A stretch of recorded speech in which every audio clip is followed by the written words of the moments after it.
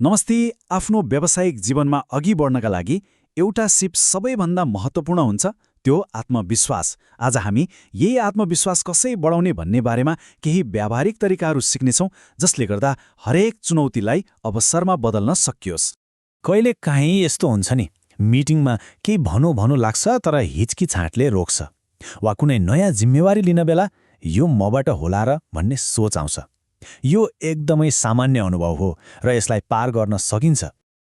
आजको हाम्रो छलफल यी 5 मुख्य बुदामा केन्द्रित हुनेछ।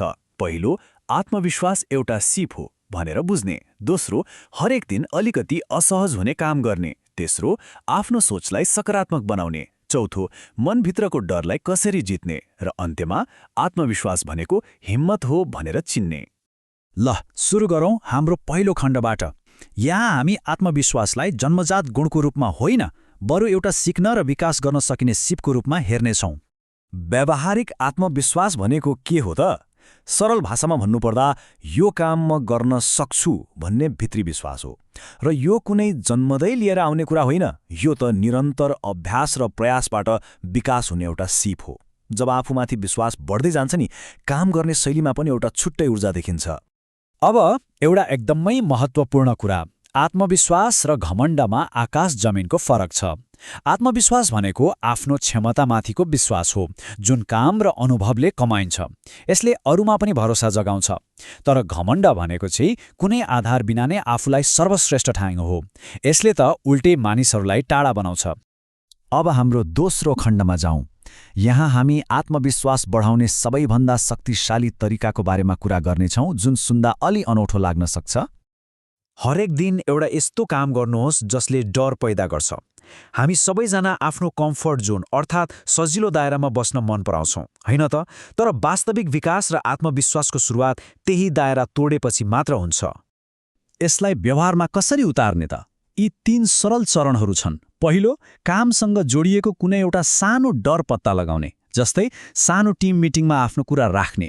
दोस्रो, त्यो डरलाई सामना गर्न एउटा सानो कदम चाल्ने। र तेस्रो, त्यो सानो सफलतालाई पनि मैले गरेँ भनेर मनन गर्ने। यस्तै साना साना डर जित्दै गएपछि ठूला चुनौतीहरू पनि सामान्य लाग्न थाल्छन्। ल अब तेस्रो खण्डमा प्रवेश गरौँ। यो खण्डमा हामी आफ्नो भित्री सोच, आफ्नो मानसिकतालाई नै कसरी बदल्न सकिन्छ भन्ने तरिकाहरू सिक्नेछौँ। हाम्रो दिमागले त्यही कुरालाई सत्य मान्छ जुन कुरा हामी बारम्बार दोहोर्याउँछौँ। यसलाई सकारात्मक दृढता भनिन्छ। हरेक दिन आफैलाई म हरेक दिन राम्रो हुँदैछु वा म यो चुनौती सामना गर्न सक्छु जस्ता कुराहरू सम्झाउँदा हाम्रो अवचेतन मनले यसलाई विश्वास गर्न थाल्छ र त्यसको असर हाम्रो व्यवहारमा पनि देखिन थाल्छ। अर्को एकदमै शक्तिशाली तरिका हो भिजुअलाइजेसन वा कल्पना गर्नु। केही बेर आँखा बन्द गरेर सोच्ने कि त्यो काम सफलतापूर्वक सकिसक्यो। त्यो सफल प्रेजेन्टेसन, बधाई दिँदै मिलाएको हात अनि पाएको सकारात्मक प्रतिक्रिया, सबै कुरा मनको आँखाले स्पष्टसँग हेर्ने। अनुसन्धानले के देखाउँछ भने जब हामी सफल भएको कल्पना गर्छौँ नि, हाम्रो मस्तिष्कले त्यसलाई वास्तविक सफलताकै लागि तयारी गर्न थाल्छ। चौथो खण्डमा अब हामी हाम्रो सबैभन्दा ठूलो आलोचक अर्थात् हाम्रो मनभित्रको त्यो नकारात्मक आवाजलाई कसरी व्यवस्थापन गर्ने भन्ने बारेमा सिक्नेछौँ। हाम्रो मनभित्र प्राय 2वटा आवाज हुन्छन्। एउटाले भन्छ यो गर्न सकिँदैन, असफल भइन्छ। अर्कोले भन्छ ल प्रयास गरौँ न, तयारी त गरेकै छ। अब हामीले त्यो पहिलो आलोचक आवाजलाई चिन्ने र त्यसलाई एउटा सहयोगी आवाजमा बदल्ने। त्यो सहयोगी आवाजले भन्छ यसबाट केही सिक्न सकिन्छ वा आफ्नो तर्फबाट राम्रो प्रयास गरौँ। आखिर आफ्नो सबैभन्दा ठूलो शत्रु बन्नुभन्दा त सबैभन्दा ठूलो समर्थक बन्नु नै राम्रो हो नि। यो कुरा सुन्दा अलि अनौठो लाग्न सक्छ, तर जब हामी कुनै सहकर्मीलाई मद्दत गर्छौँ त्यसले हाम्रो आफ्नै आत्मविश्वास बढाउँछ। किनभने अरूलाई सहयोग गर्दा हामीलाई आफ्नो क्षमता र मूल्यको महसुस हुन्छ। मनमा एक किसिमको सकारात्मक ऊर्जा आउँछ।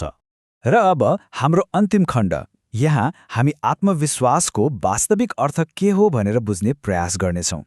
यो भनाइले सबै कुराको सार बताउँछ। आत्मविश्वास भनेको म कहिले असफल हुन्न भन्ने घमण्ड होइन, बरु यो त यदि म असफल भएँ भने पनि म फेरि उठ्न सक्छु भन्ने हिम्मत हो। सफलता भनेको कहिल्यै नलड्नुमा होइन, हरेक पटक लडेपछि फेरि उठ्नुमा छ। र अन्त्यमा एउटा प्रश्न सोचौँ। आज आफ्नो सजिलो दायराबाट बाहिर निस्केर कुन चाहिँ एउटा सानो अलिकति डरलाग्दो कदम चाल्न सकिन्छ। याद राखौँ, हरेक ठूलो परिवर्तनको सुरुवात एउटा सानो कदमबाटै हुन्छ।